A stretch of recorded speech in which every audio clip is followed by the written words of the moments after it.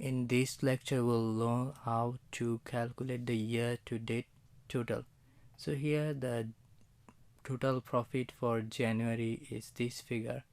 So in February the total profit will be the profit for January and plus the profit for February. So how will we calculate this one? So after calculating, clicking on the equal sign and then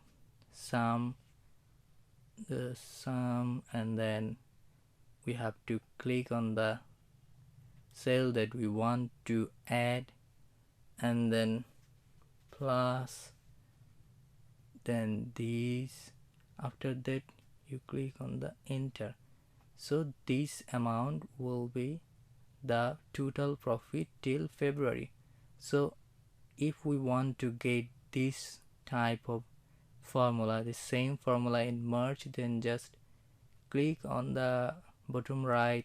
When you see the small plus, then just drag till here, then you will get this figure automatically. So like this you will be able to generate many formulas. These are the very basics of Excel.